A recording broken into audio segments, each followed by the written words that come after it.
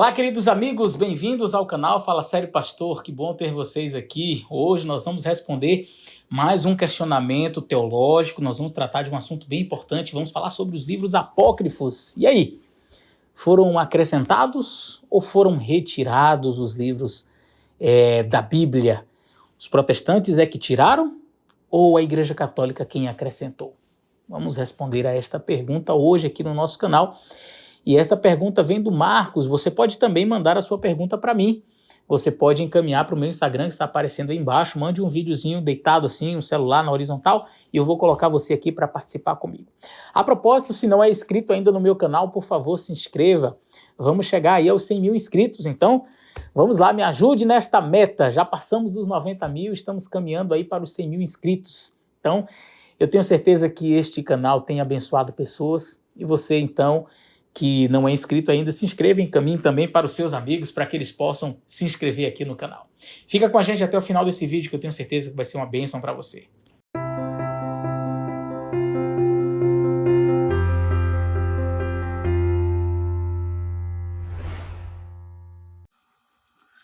Olá, pastor Eleazar. Que Deus abençoe você e todos que estão assistindo o seu canal. Eu tenho uma dúvida com relação ao cânon bíblico. Os católicos têm a tradição deles dos concílios que determinam os livros do cânon. Já nós, protestantes, temos o cânon de 39 livros do Antigo Testamento pelos textos massoréticos. Mas, como sabemos que a autoridade dos textos massoréticos é válida para nós cristãos? Existe algum concílio, alguma autoridade da igreja, seja no Antigo ou no Novo Testamento, que diga quais são os livros inspirados? Gostaria que você pudesse me ajudar nessa questão. Um abraço, Deus abençoe. Obrigado, meu amigo, por sua pergunta. Bem interessante. E sim, já respondendo de maneira direta, houve um concílio, sim, o concílio de Jânia. Mas vamos falar um pouco sobre ele mais à frente. Eu preparei um material aqui para compartilhar com vocês, porque este tema tem sido discutido aí há séculos, não é? Desde que Martinho Lutero aceitou o cânon massorético e não o cânon com os apócrifos, tem se pregado por aí, os nossos irmãos católicos dizem que nós protestantes é quem retiramos alguns livros sagrados. Será que de fato foi isto que aconteceu? Então, nós vamos falar sobre este tema hoje. É necessário dizer que não existe nenhum tipo de discrepância entre a Bíblia protestante e a Bíblia católica no que diz respeito ao Novo Testamento. Em ambas as Bíblias temos 27 livros, então não houve nenhum tipo de alteração.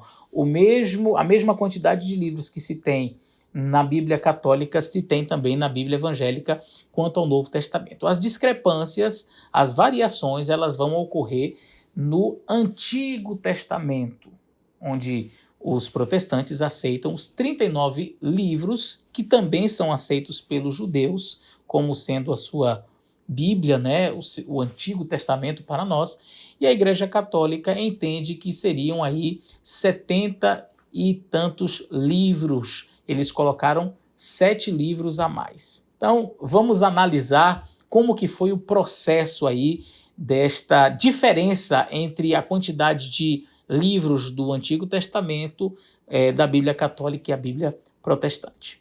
Durante o domínio político e cultural grego no mundo, que foi do ano 331 até o ano 168, por ordem do rei Ptolomeu Filadelfo, 70 sábios traduziram a Bíblia do hebraico para o grego, que esta versão ficou conhecida como a Septuaginta, ou a versão dos 70. Foi então a partir de 250 a.C. que 7 livros foram acrescentados a pedido desse rei, mas eles não faziam parte da Bíblia original. Ou seja, até a criação da Septuaginta, o Antigo Testamento possuía apenas 39 livros. Vamos ver mais à frente que isso, inclusive, foi corroborado pelo historiador Flávio Joséfo. Então, o Antigo Testamento possuía os seus 39 livros, mas durante o reinado deste rei Ptolomeu, houve a tradução dos 70. e na realidade eram 72, que moravam ali na região de Alexandria, e foi solicitado que eles então fizessem uma versão para a língua grega. E nesta tradução que eles fizeram do hebraico para o grego, foram acrescentados uma quantidade de livros aí que não existiam na Bíblia original, no Antigo Testamento, a Bíblia que os judeus utilizavam em hebraico. Havia, sim, estes outros livros, mas eles não eram considerados sagrados pelos judeus. Eram livros que contavam da história e, de fato, os apócrifos, eles têm o seu valor histórico, principalmente os Macabeus, conta aquilo que aconteceu no período intertestamentário entre Malaquias e Mateus. Existe um período ali e nós não temos praticamente ciência do que aconteceu ali, e os registros históricos estão ali nestes livros. Então ele tem um valor histórico. Agora, não um valor teológico, ele não é um livro inspirado, sagrado, mas eram livros que eram lidos. E quando a Septuaginta foi feita, muitos livros foram acrescentados, inclusive esses 7 que são aceitos até hoje pela Igreja Católica, ok? Como eu disse, Flávio Josefo, o historiador judeu, ele diz que o cânon do Velho Testamento foi fechado entre os anos de 465 e 425 a.C., com 39 livros.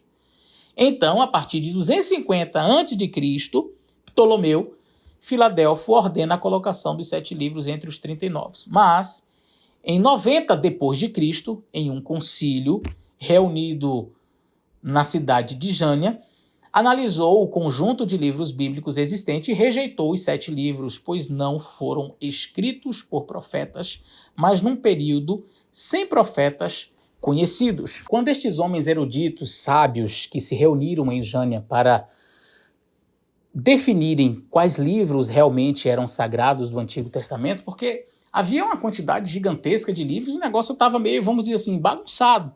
Ninguém tinha ali um padrão. E aí, como esses livros que foram acrescentados por este rei Ptolomeu já estavam até sendo utilizados de maneira muito comum e as pessoas já usando como se fosse sagrado, estes homens sábios reuniram-se ali no ano 90 depois de Cristo e eles estabeleceram os 39 livros com base em 4 critérios extremamente importantes. O primeiro critério, que estes livros eles fossem escritos em hebraico e não livros escritos em uma outra linguagem. Então, o primeiro critério, porque está traduzido para o grego, ok, a gente vai rejeitar, vamos pegar os originais.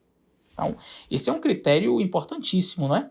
Você tem os profetas escrevendo os livros originais e tem uma turminha que traduziu os livros para outra língua depois e esse material vem sendo utilizado como se fosse o original. Não. Vamos pegar os livros em hebraico que foram escritos ali do Antigo Testamento. Então, a Septuaginta já foi rejeitada como parâmetro para estabelecer o cânon do Antigo Testamento.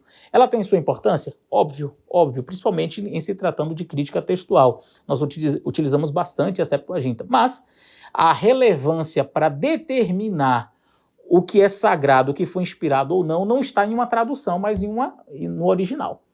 Então, os textos escritos ali em hebraico. O segundo critério que eles estabeleceram era que fossem livros escritos na região da Palestina e não fora, lá em Alexandria, por exemplo, no Egito, onde eles confeccionaram a Septuaginta, colocando vários livros a mais. Tá certo? Então, teria que ser necessariamente livros compostos, escritos na região ali da Palestina. Mas também e aí vem o terceiro critério, que fossem livros escritos até o retorno do exílio babilônico. Então, um período muito posterior, um período ali intertestamentário, não estaria em harmonia, porque não há profetas reconhecidos nesta época. Então, eles usaram como este terceiro critério o critério de até a época de Esdras e Neemias, ali o momento em que eles retornam do exílio babilônico, porque pós o exílio babilônico nós não temos mais profetas reconhecidos. E o quarto critério, que é um critério também importantíssimo, talvez eu diria o mais importante, ele deve estar em harmonia com a Torá, ou seja, com o Pentateuco, com os 5 primeiros livros da Bíblia, eles devem estar em harmonia com o restante, com o todo. E, de fato, nós encontramos nestes livros apócrifos, na realidade, uma grande desarmonia. Nós percebemos que muitos dos ensinos destes livros apócrifos estão em choque com o restante dos livros do Antigo Testamento. Ali você tem magia, ali você tem um anjo que mente, não é? Ali você tem oração aos mortos, e inclusive a Igreja Católica utiliza-se desses livros para sustentar, por exemplo, a doutrina do purgatório. Se você pega a Bíblia de ponta a ponta, você não encontra a doutrina do purgatório. Então, a necessidade de se manter estes livros também é para manter algumas doutrinas que nós não encontramos nenhum tipo de amparo bíblico, ok? Então, trazendo um pouquinho para vocês agora, um pouco da história destes 7 livros, o cânon bíblico do Antigo Testamento fechou entre 465 e 425 a.C., com 39 livros, de acordo com Flávio Josefo, historiador ali do primeiro século. Os 7 livros foram escritos cerca de 2 séculos antes de Cristo, num período sem profetas. Após 250 a.C., o rei Ptolomeu Filadelfo manda colocar os 7 livros na Septuaginta, a versão grega do Antigo Testamento. Mas, em 90 depois de Cristo, o Concílio Judaico de Jânia estuda e rejeita, portanto, estes 7 livros. Quando é, então, que estes livros vêm a entrar para o cânon bíblico cristão? Os 7 livros, eles entram na Bíblia Latina.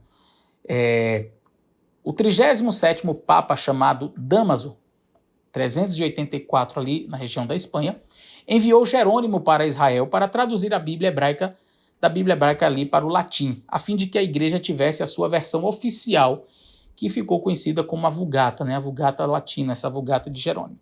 Jerônimo defendeu o cânon de 39 livros do Velho Testamento, do Antigo Testamento, mas por ordem dos bispos, ele inseriu outros livros e ele meio que foi realmente ali forçado a colocar estes livros, porque ele não aceitava de fato, mas foi obrigado a colocar estes outros livros por ordem de seus superiores.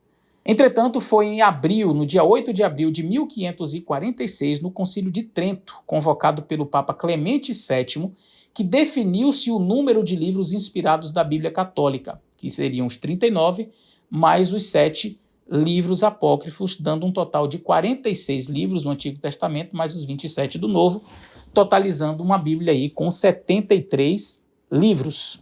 É importante ressaltar que, além dos 7 livros apócrifos, foram feitos também acréscimos ao livro de Esté, ao livro de Esdras e o livro de Daniel. Eles sofreram também algumas alterações, alguns acréscimos foram feitos a estes livros. Por que os apócrifos, então, pastor, eles não são inspirados? Eu vou trazer aqui alguns pontos para que vocês possam analisar. Primeiro, era costume de Jesus e dos apóstolos citarem o Velho Testamento. E vocês não vão ver Jesus e nem os apóstolos citando os livros apócrifos em momento algum. A propósito, o livro de Judas chega a mencionar o apóstolo Judas, não o que traiu Jesus, mas o que permaneceu fiel e firme no Senhor.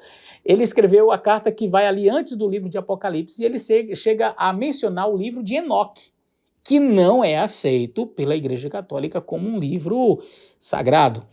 Mas ele não cita os Macabeus, por exemplo, não cita outros livros que são considerados sagrados. Então eles chegaram até a citar uma literatura comum da época, mas citar os livros apócrifos, dando autoridade a eles, nem Cristo e nem os apóstolos fizeram. Segundo, eles citaram o Velho Testamento cerca de 1.378 vezes, sem fazerem uma única menção aos 7 livros apócrifos. Ora, isso é de extrema relevância. Jesus e os apóstolos citam o Antigo Testamento 1.378 vezes e não chega a citar um verso dos apócrifos. Isso deve fazer eu e você refletirmos acerca da autoridade destes livros. Terceiro, a igreja cristã primitiva os rejeitou como inspirados, dando a eles apenas um valor histórico. Nós não temos registros do primeiro século da igreja cristã primitiva aceitando estes 7 livros apócrifos como sendo livros inspirados. A gente vai ver isso sendo feito depois. Quarto, os ensinos desses livros não se afinam com o restante da Bíblia. E que ensinos são esses? Tobias, capítulo 12, o verso 9, diz que dar esmolas purifica pecados. E aí você tem a igreja praticando, por exemplo, penitências e ensinando que as obras têm um valor no processo aí da salvação. Mas onde que vai estar baseado isso? Na Bíblia? Não, o apóstolo Paulo bate firmemente contra isso aí. Ele vai dizer que as obras elas não têm valor para purificar os nossos pecados de maneira alguma. Mas o livro de Tobias, no capítulo 12, o verso 9, ensina isso. Outro ensino.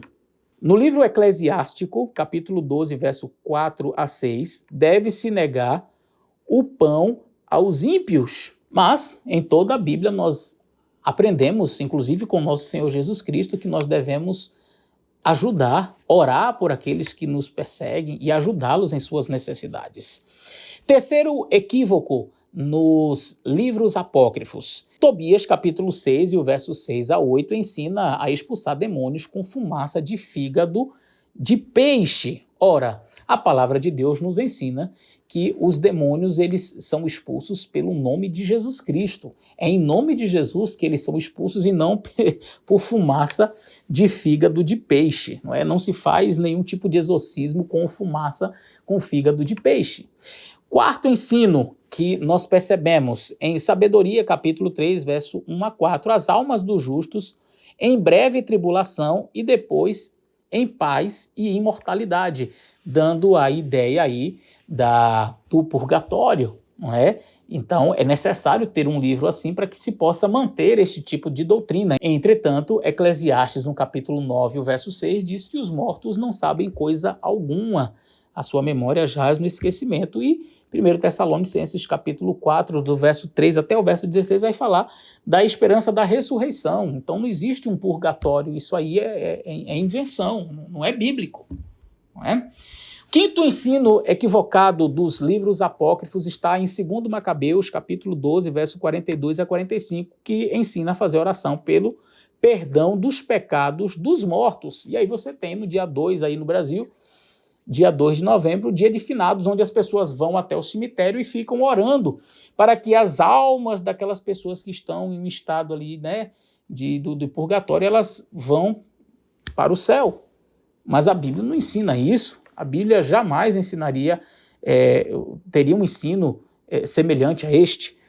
É preciso que a própria pessoa em vida faça a sua confissão pessoal, que ela entregue a sua vida ao Senhor Jesus, porque no momento em que ela morre, o seu destino está decidido.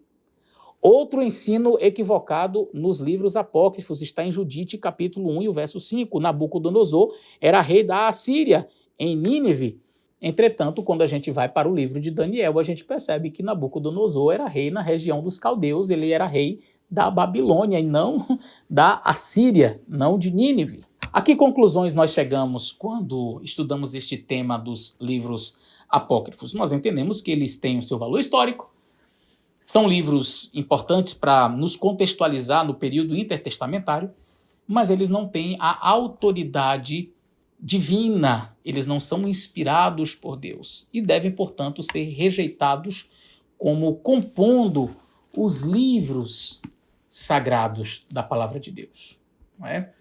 Então, nós aceitamos os 39 livros, assim como os judeus, não aceitamos estes livros que foram acrescentados depois por ordem lá daquele rei Ptolomeu, e tampouco quando foi ordenado a Jerônimo que acrescentasse, mesmo que ele não queria, mas não, vai ter que botar, e você não botar, a cabeça rola, né? Então ele foi lá e tudo bem, foi lá e acrescentou na Vulgata, mas não era propósito de Deus que estes livros fossem acrescentados ao cânon sagrado. Então, eu espero ter ajudado vocês com estas informações, e eu espero que você, entendendo isto, você que é meu querido irmão católico, não é um vídeo para ofender a sua religião, nós estamos apenas constatando aqui fatos históricos, aquilo que realmente aconteceu, e faço votos de que você, olhando para estes exemplos e quem sabe até comparando estes textos que foram apresentados aqui, não, peraí, realmente não está em consonância com o restante da Bíblia esse tipo de procedimento descrito nesse livro A, nesse livro B aqui, e você possa realmente chegar às conclusões a que outros homens chegaram. Estes livros realmente não podem fazer parte do cânon bíblico, tá bom? Que Deus abençoe você, um grande abraço e até o nosso próximo vídeo.